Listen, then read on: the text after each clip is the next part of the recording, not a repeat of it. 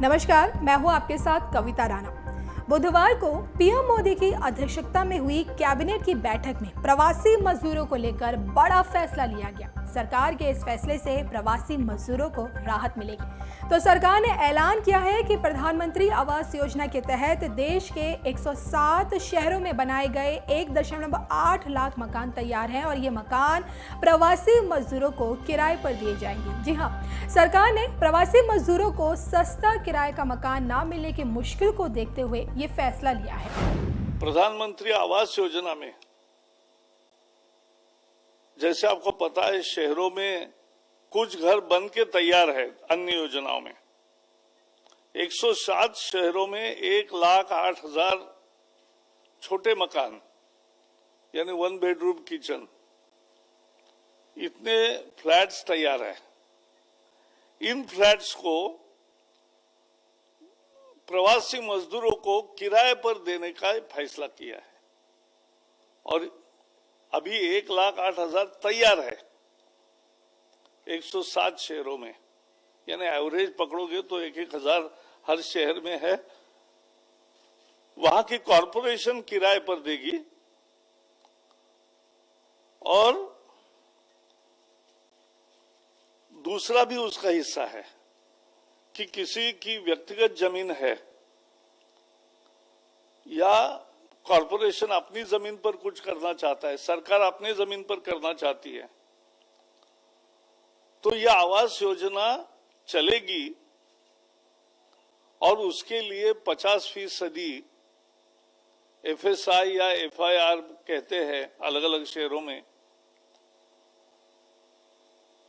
तो floor space index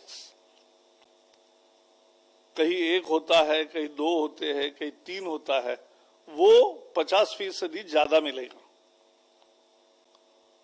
कल्पना यह है कि लाखों घर बने और पहले चरण में और 1,15,000 घर ऐसे बनेंगे जो 1 बेडरूम किचन होंगे और उसके साथ साथ पहली दफा 6 लोगों के लिए डॉर्मेटरी भी बनेगी। आपको मालूम है, अनेक कर्मचारी, अनेक मजदूर एक रूम में 8-8, 10-10 मजदूर रहते हैं।